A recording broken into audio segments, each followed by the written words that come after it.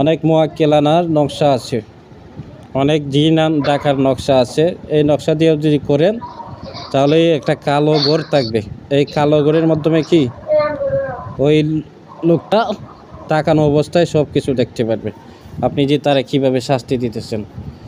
ধরেন সাপোজ এরকম কিছু রোগী আসে যে রোগীদের শরীরে কত বিক্ষত থাকে, তাদের হাতে অসংখ্য দাগ থাকে, হ্যাঁ, তাদের শরীরে অনেকের কামসার দাগ থাকে, অনেক সময় কামড়েরও দাগ থাকে, অনেক সময় ছুরি দিয়ে কাটার দাগ থাকে। এই ধরনের যদি সমস্যা আপনারা দেখেন যে রোগীটার এই ধরনের সমস্যা, সেই ক্ষেত্রে আপনি এই আয়াতটা সূরা মাইদার 33 নম্বর আয়াতটা পড়ে শুধু কী করবেন, অর্ডার দিবেন যে আল্লাহর এই পবিত্র আয়াতের শক্তিতে এই জিনটা রোগীটারে যতটুকু কষ্ট দিচ্ছে এর সে দ্বিগুণ কষ্ট দেওয়া হোক। এই রোগীটার শরীরে যতগুলো আঘাত আছে এর সে ডাবল আঘাত দেওয়া হোক। সাথে সাথে দেখবেন যে তার হাত অটোমেটিক কী হইতেছে, কাটতেছে। ওই রোগীটারে যেমন কামচি দিছিল ওর হাতেও কি দ্বিগুণ কামচি দেওয়া আছে। ওই রোগীটারে যতটুকু কষ্ট দিছে ওর সে দ্বিগুণ সে কষ্ট পাবে, এবং সে কষ্টে কী করবে, কষ্টে ছটফট করতে থাকবে।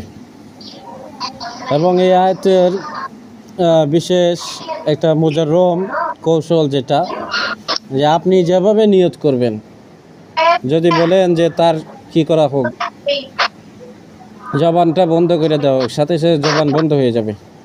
যদি বলেন যে তার কি শরীরে যে শক্তি আছে শক্তিটা কমায় দেওয়া হোক, শক্তি কমে যাবে। যদি বলেন তার আকার আকৃতি ছোটো হয়ে যাক, এই আয়াতের শক্তিতে ইনশাআল্লাহ তার আকার আকৃতি কী হয়ে যাবে, ছোটো হয়ে যাবে। তা আপনি অনেকগুলা কৌশলে দিতে পারবেন, শাস্তি দিতে পারবেন। অনেক সময় দেখা গেছে যে অনেক সময় কি করে, অনেক জিন্নাত আছে যেগুলা কি মানুষের সাথে খারাপ সম্পর্ক করে। তো সেই ক্ষেত্রে আপনি যদি বলেন যে খারাপ সম্পর্ক করার কারণে তাকে কি করা হোক, আল্লাহর পক্ষ থেকে শাস্তি নাজিল হোক, তাকে কি করা হোক, ইট পাটকেল মারা হোক।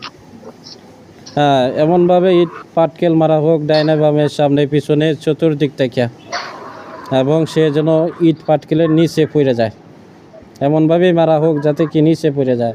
এবং আপনি যদি নিয়ত করেন যে কি এমনভাবে ইট পাটকেল মারা হোক যাতে কি সে আর জীবিত না থাকে, সে যেন সাথে সাথে মারা যায়, তাহলে দেখবেন যে শেষ, আপনার কিছুই করা লাগবে না। শুধুমাত্র একটা অর্ডার দিলে কি ওই জিন্নাত, যতগুলো জিন্নাত আছে যারা এই কাজ করছে সবাই ধ্বংস হয়ে যাবে। তো এখানে অনেকগুলো টেকনিক আছে, এছাড়াও কি আরও 1000টা কাজ আপনারা করতে পারবেন। তবে আপনারা শুধু যেটা সত্য সেটাই করতে পারবেন। সে যে অপরাধটা করছে এই অপরাধ অনুযায়ী তারা আপনি শাস্তি দিতে পারবেন। আর যদি সে অপরাধ না করে থাকে, হয়তো আপনি শাস্তি দেন, তাহলে আল্লাহ তাআলার কাছে আপনাকে জবাবদিহি করতে হবে। আর অনেক জিন আছে যারা কি অপরাধ করে না, আপনি 1000 বারও যদি চেষ্টা করেন সেই ক্ষেত্রে কি সে শাস্তি পাবে না। আরেকটা আছে যে অনেক কবিরাজ আছে, খারাপ কবিরাজ, তারা কি করে, তারা এই কাজটাই করে যে কি একটা জিন অপরাধ করে নাই, ভালো জিন, তারা কি করে শাস্তি দিবে, অথবা কি করবে, তারা বসে নেবে, তারা বন্দি করবে। সেই ক্ষেত্রে কি করে, এরকম কিছু কাজ করে যে কাজগুলা কি না জায়েজ, না জায়েজ কাজগুলা কইরা তারে শাস্তি দেয়। তো যে কোনো জিন্নাতকে আপনি তখনই শাস্তি দিতে পারবেন যদি সে বড় ধরনের জাদুঘর হয়ে থাকে।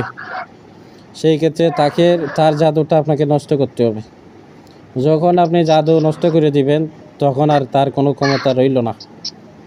যেমন আপনার শরীরে যদি শক্তি না থাকে তখন আপনাকে 5 কেজি না 2 কেজি ওজনের জিনিসও যদি ওঠানোর জন্য বলা হয় আপনি পারবেন না। তো দ্রব একটা জিনের শক্তি যখন আপনি ধ্বংস করে দিবেন, শক্তিটা যখন নষ্ট করে দিবেন, তখন সে এতটাই অসহায় হবে যে কি সে সঠিকভাবে চলাফেরাটাও করতে পারবে না, কিংবা তার শক্তি না থাকলে সে যুদ্ধ করতে পারবে না, সে কি করতে পারবে না, একটা দুর্বল জিনের সাথে কোলায় উঠতে পারবে না। তা আপনারা এই কাজগুলো করতে পারবেন এই আয়াতের মাধ্যমে, জিন্নাতকে দমন করতে পারবেন, জিন্নাতকে শাস্তি দিতে পারবেন। এবং জিন্নাত হত্যা করতে পারবেন না। আপনি যেভাবে হুকুম দিবেন, যদি দেখেন যে সে কি অপরাধের মাত্রা বেশি পরিমাণ অপরাধ করছে, সেই ক্ষেত্রে আপনি কি করবেন, এভাবে শুধু আল্লাহর কাছে সাহায্য চেয়ে শুধু হুকুম লাগাবেন যে আল্লাহ এত পরিমাণ জুলুম করছে, অবিচার করছে রোগীর সাথে, যে কি রে হত্যা করলে ভালো হয়, রে কি করলে ভালো হয়, হত্যা করলে ভালো হয়। তাহলে কি করা হোক, আল্লাহ আপনার পক্ষ থেকে এরকম শাস্তি দেওয়া হোক যেন মুহূর্তের মধ্যে দমন হয়ে যায়, ধ্বংস হয়ে যায়, মৃত্যুবরণ করে। আপনাকে কিন্তু যে কোনো জিন্নাত থেকে শাস্তি দেন, আপনার সময় নষ্ট করলে তো লাভ নাই। যদি মারার নিয়ত থাকে সেই ক্ষেত্রে ডাইরেক্ট বলবেন যে 20 সেকেন্ডের ভিতরে শেষ হয়ে যাক, অথবা কি 40 সেকেন্ডের ভিতরে ধ্বংস হয়ে যাক। সেই ক্ষেত্রে আপনি অল্প সময় নেবেন, দেখবেন যে অল্প সময়ের ভিতরে ধ্বংস হয়ে গেছে। আর যদি একটা রোগীর শরীরে জিন থাকা অবস্থায় তারা পুরায় মারতে চান, অথবা কি ধ্বংস করে দিতে চান, একটু মিউট করেন, সেই ক্ষেত্রে কিন্তু একটু সময় বেশি লাগবে। আর রোগীর শরীরে না থাকা, যে জিনগুলো রোগীর শরীরে নাই, চোখের সামনে আছে অথবা আয়নাতে আছে অথবা যে কোনো জায়গায় দৃশ্যমান আছে, তাদেরকে যদি আপনি ধ্বংস করেন, মুহূর্তের মধ্যে ধ্বংস করে দিতে পারবেন, 20 সেকেন্ড, 15 সেকেন্ড, 10 সেকেন্ড। আর একটু মিউট করে নেন তো সবাই। আর যারা রোগীর শরীরে আছে তাদেরকে ধ্বংস করতে আপনার 1 মিনিট 2 মিনিট সময় লাগবে, এর বেশি সময় লাগবে না। আপনি নিয়ত করবেন, তবে ওইটা 10 সেকেন্ড 20 সেকেন্ড এইভাবে করতে পারবেন না। ওইটা একটু জ্বালাইলে একটু সময় লাগবে। কেন, একটা মানুষের শরীরে জিন প্রবেশ করে আসে, তার জাদু ক্ষমতা শক্তি ওইটা বেশি দেখাইতে পারে, যতটা সে কি বাহির থেকে পারে না। যখন একটা মানুষের শরীরে আসে, তখন সে তার ক্ষমতা, তার জাদু শক্তি ওইটা সে বেশি দেখাইতে পারে। এই জন্য তারে আপনি জ্বালায় দেন অথবা জবাই দেন, পুরায় দেন, এই কাজটা করতে 1-2 মিনিট সময় লাগবে। আর এমনি বাহিরে যারা থাকে, চোখের সামনে অথবা আয়নাতে অথবা যে কোনো দর্পণে আপনি হাজির করে কাজ করতেছেন, সেই ক্ষেত্রে মুহূর্তের মধ্যে ধ্বংস করে দিতে পারবেন, 20 সেকেন্ড। তবে একটা কথা হচ্ছে, আপনারা যারা জিনগুলো ধ্বংস করবেন, যারা এই মুদাব্বির আছেন কাজগুলো করবেন, যদি জিন কোনো সময় জবাই দেন অথবা জিন হত্যা করেন, সেই ক্ষেত্রে তাদেরকে পুরাইয়া দিতে হবে। কেন পুরাইয়া দিতে হবে? আপনি জবাই দিয়ে দিচ্ছেন, জিনের কাল্লা আলাদা করে দিচ্ছেন, এরপরও কি জিনগুলা কাল্লা আবার জাদুর মাধ্যমে কি করতে পারবে, জোড়া লাগাইতে পারবে, অন্য জিন আইসে কি করতে পারবে, তারে জীবিত করতে পারবে। তার যে কাল্লাটা আলাদা করছেন, ওইটা জাদুর মাধ্যমে আবার জোড়া লাগাইতে পারবে। এই জন্য আপনাকে কি করতে হবে, যদি কোনো সময় কোনো জিন জবাই দেন অথবা হত্যা করেন, তারে সম্পূর্ণ পুরাইয়া ছাই বানাই দিবেন।